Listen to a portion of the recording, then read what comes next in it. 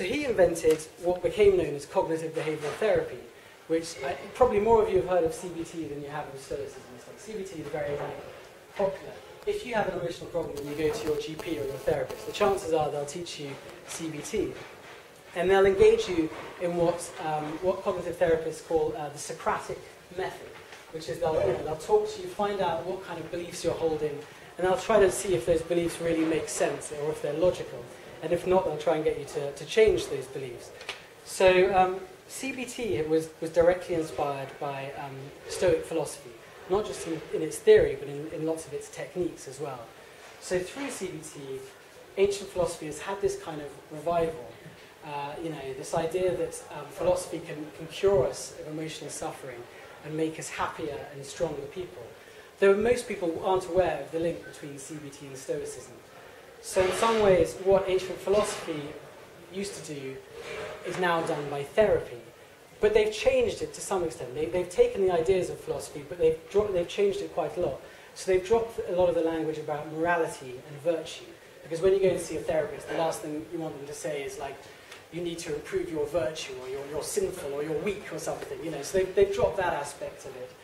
But they've taken a lot of the ideas and techniques from CBT. From Stoicism, rather. So I just want to talk, in the last bit of this talk, about this idea of ancient philosophy being a set of practical techniques or exercises that we can use. So what kind of exercises or techniques could we use from ancient philosophy? What could we use as an ascesis? How could we make philosophy a way of life?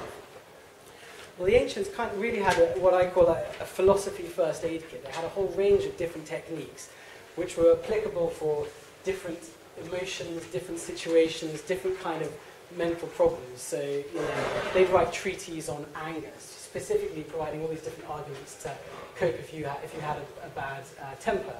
Or if you were very worried about what other people thought of you, they had various techniques and arguments for that.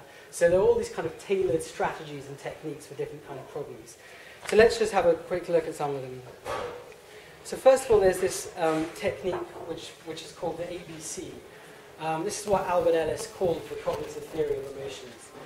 A is the event, B is the way you interpret it, your belief, and C is the consequent emotion. So whenever you feel a very strong emotion is happening, what this means is trying to think, what is the belief or interpretation that led to that emotion? So if you suddenly find yourself, really angry, you can feel that your emotion just happened, despite, that you didn't choose to be angry, it just happened.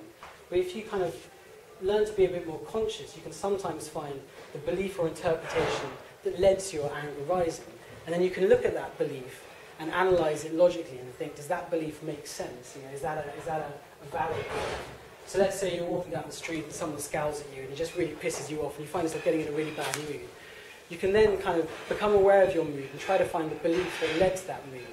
So let's say, why do I care that that person scowled at me? Is it that important? Perhaps I'm making too big a thing of it. So you become aware of how you're interpreting what's going on around you and how it's leading to your emotions. Another technique they used was the journal. So often at the end of the day, they would go home, the ancient philosophers, and write what happened to them in order to try and keep track of their moods and their thoughts and their behavior. Seneca said, every day we must call upon our soul to give an account of itself. Is there anything better than to examine a whole day's contact? So the idea is that we can't assume that we know who we are or how we act. We like to think that we're like wonderful moral creatures, but we're not actually, because a lot of the time we're not conscious of what we're doing. We're not conscious of how we're behaving. So the journal is a method to try and become more conscious of what you've done today and to keep track of your progress. So you can make a mark in your journal every time you lose your temper, and then hopefully you can look back and see that you're losing your temper less and less often. The reason I've got a picture of an iPhone here is that we're seeing this ancient technique now being rediscovered in the world of digital technology. So now there are quite a few apps in iPhones which are used to map your moods. So you've got apps that come up, they'll pop up during the day and say, how are you feeling now? I mean, it might be quite annoying. You're in the middle of a business meeting. You don't want your phone asking you how you're feeling, But you can keep track of these things here and then, plot it into your computer and it will show your moods, and you can see, you can even map your moods onto different locations. You can see that whenever you go to visit your parents, you come back feeling angry or something, So So the digital technology is kind of rediscovering some of these ancient techniques. And you can also get journals now on iPhones and iPads, like gratitude journals and these kind of things. So then there's the handbook.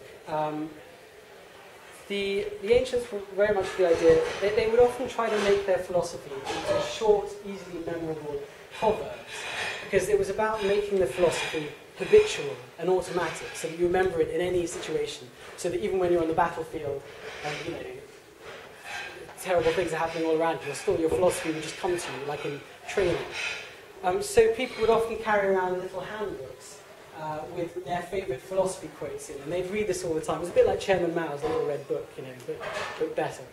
And they'd read this, and that was a way to really imprint these ideas onto your brains. And that's another technique that CBT uses now. If you're doing cognitive therapy, you often get a little book, and you read these handouts over and over, saying, maybe I can accept myself even if other people don't, or something.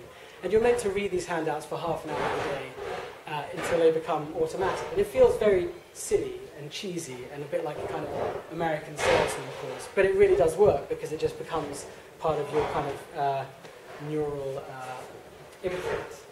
So Epictetus said, it's not easy for a man to come to a judgment unless he should state and hear the same principles every day and at the same time apply them to all his life. I don't know how we're doing time. We'll go 5 minutes more? Or? Okay. So the next one, which is very useful, is called the Serenity Prayer. I don't know how many of you are familiar with the Serenity Prayer. No one's heard of it? It's called, Lord, give me the courage to, what is it? Yeah, it's basically let me to, change the things I can change, accept the things I can't change, and the wisdom to know the difference between the two. That is a very Stoic idea. So Epictetus said, some things are up to us and others are not. And a lot of Stoic wisdom is in focusing on what you can change in a situation and tolerating or accepting what, for the time being, you can't change. This, again, is an idea that self-help's made a lot of money from. These little circles down below, this is Stephen Covey, who wrote this book, 7 Habits of Highly Successful People. And he talks about the circle of influence and the circle of concern, and how if you want to be happy and resilient and not be too thrown by circumstances, focus on your circle of influence, focus on what you can immediately change, and don't freak out too much about what is outside that circle of influence, because there's just no point in doing that. And we look at this idea comes up a lot in a lot of different contexts. So this is the US Army Leadership Manual. It says it's critical for leaders to remain calm under pressure and to expend energy on things they can positively influence and not worry about things they cannot affect. Then there was a lot of techniques to do with time, different kind of attitudes to time. So one of the most popular was training your attention to the present moment. They were aware that a lot of our anxieties because we're worried about the future, or our depressions are because we're regretting things that happened in the past. As Marcus Aurelius said, all the happiness you're trying to achieve by long roundabout ways, you can have it right now. Epicurus said, I think, why waste time putting off your joy? Be happy now. So, why worry about the future? If you're training your mind in the present, that's the best preparation for the future. Why worry about the past? You can't change it anymore.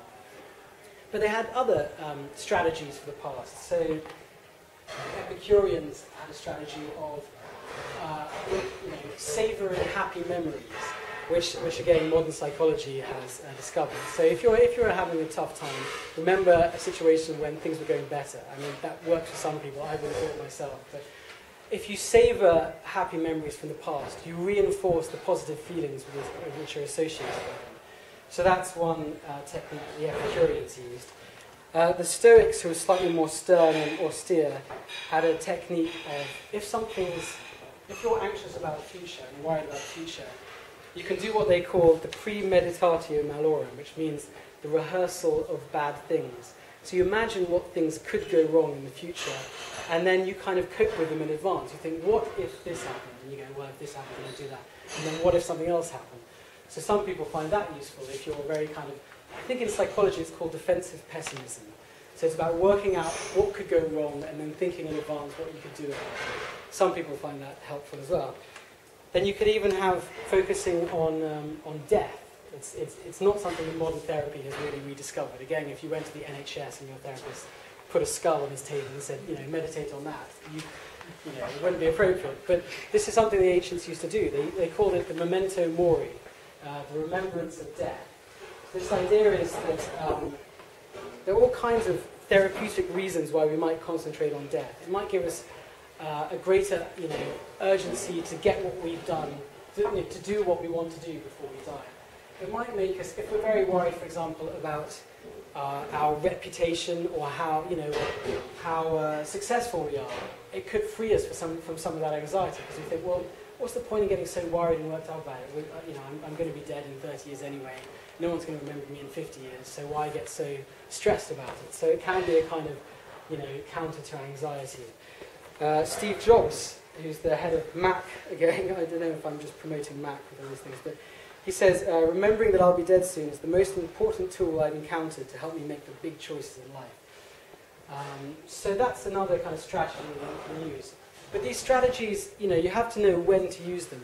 If you're really depressed, then meditating on death might not be the best strategy. It might just make you even more of a morbid goth, So you have to know when to use these different strategies. It's a bit like philosophy being a type of medicine. Different medicines are appropriate for different kind of sicknesses and different situations. And then there are attitudes towards space. There's one strategy that they practice called the view from above, which is you kind of imagine yourself rising from your body and seeing yourself from higher and higher. So first of all, you imagine the street you're in, and then the city, and then the country, and then the planet, and then you see it from the solar system. And this kind of technique appears a lot in ancient writing. So if you know a poem by Cicero called The Dream of Scipio, it has a famous example of this technique. And in it, Cicero falls asleep, and the ghost of Scipio takes him on this kind of trip into space and shows him the Earth, this tiny dot down below. And he says to him, look up at space and how perfect and wonderful it is, and then look down at the Earth and how insignificant it is.